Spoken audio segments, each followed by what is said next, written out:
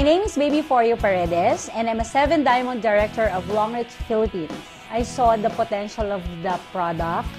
The company is so huge, sobrang laki. Kahit saan mo siya i-present, hindi ka mapapahiya sa tao. Kahit sobrang big time na tao, you are giving them an opportunity na everybody is welcome.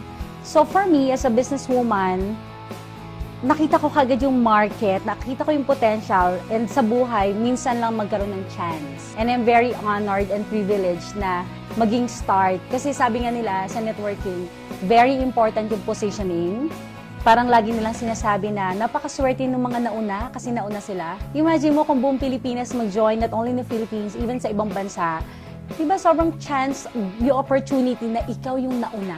So, I'm ready to go to do that. I'm ready to accept that responsibility na mauna. It's not easy, pero I'm ready. One of the big company also invited us to go to the States. Pero 3 days before that, nakita namin yung Longreach. So kami, parang talagang nakakagulat kasi parang, oh my God, this is the company that we really waiting for. Sobrang laki ng market na pag hindi namin siya grab, kami yung mawawalan. Because as a businessman, bago ka mag-start ng negosyo, you really have to look at the company first. You have to be sure kung ano yung negosyong papasukin mo. 17 years in the business. The question is kung hindi ako magda-doubt na gawin siya uli. Actually, bilang isang negosyante, it's normal to fail. There are situations sa buhay na hindi mo ine-expect. But as a networker, the only thing I want, the dream that I want, is to do that networking company forever. Pwedeng iba, iisipin nila, magbubuo ka uli. Because I'm a builder, I know the basic of networking and I'm not afraid to start all over again kung kailangan mag-start. Hindi ako gagawa ng isang bagay na hindi ako nag-i-improve. Longreach changed my leadership.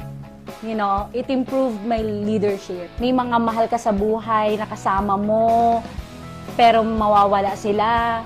Alam mo yon, when you're starting, iba yung pinagdaanan ko dito. But I really appreciate all those trials. Kasi yun ang nagbago sa akin sa Longreach. I was given a chance na maging leader. It's not easy to start, pero I'm ready to face it. Wala kasing plano ang China na mag-start ng Longreach Philippines, but we really decided to start. So, since matigas ang ulo namin, and alam namin kaya namin, nag-start kami dito na walang office. Walang staff. Yung tipong hindi na kami makakain 24 hours. We slept like 6 a.m. We woke up like 8 a.m. And yung garahe namin sa bahay, dito sa bahay, yun na naging office for 6 months. Mahirap siya. Sasabihin mo sa mga tao na pwede tayong yumaman sa Longreach, tapos yung office namin, garahe lang. Hindi siya madali. Because there are people, pagtatawanan ka, pwedeng hindi siya matuloy and everything. People will believe in you if they know you better. If you can be trusted. At the same time, kailangan yung energy mo nandun. You will really prove them that there will be something great that will happen here in Longreach. Kasi mahirap mag-invite kung mismo ikaw, diba, kaduda-duda yung conviction mo of what will happen. So, na-invite namin itong mga taong to because first of all, they trusted us. And sobrang thankful kami sa mga taong to na naniwala na pareho kami ng vision na kaya namin to. Pero this time, wala na eh. You know what we are just facing right now? Kung paano harapin yung paglaki niya. Kasi paglaki na lang ang hinaharap namin today. So, very blessed yung mga taong papasok this year. Because you know why? You are in the right timing. Tapos na kami sa proseso ng puro problemang pinagdaanan namin. My plan really is, I want to retire soon. I don't want to be, doing like this, doing the demo, presenting for the rest of my life. Sa buhay, kailangang may limit. Alam mo yon. So, ang plano ko talaga, 4 years time, I want to build a 1 million solid network. So, lahat ng ginagawa ko ngayon, papunta sa planong yon. And if I can do that, then I can retire. Sa mga hindi pa member right now, maybe there are first-timer here right now na hindi pa kayo member, nagdadalawang isip pa po kayo.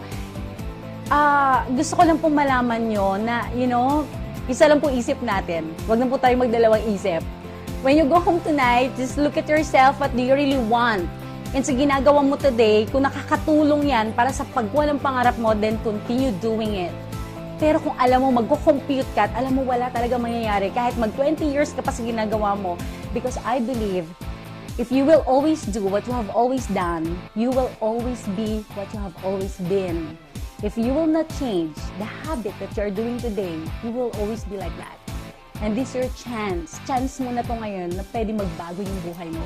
And we welcome you to Longreach because this is the only way na pwede magbago yung buhay natin. First of all, I really wanted to thank my upline Alang Slim for bringing Longreach in the Philippines, for sharing this opportunity to us. Thank you because you remember us. You know, you could have talked to somebody else, but you talked to us first. So, forever we will be grateful to you. Thank you so much and we love you. And also to my leaders, Fire.net, thank you so much for believing in us as your leader. Never namin magagawa to without you.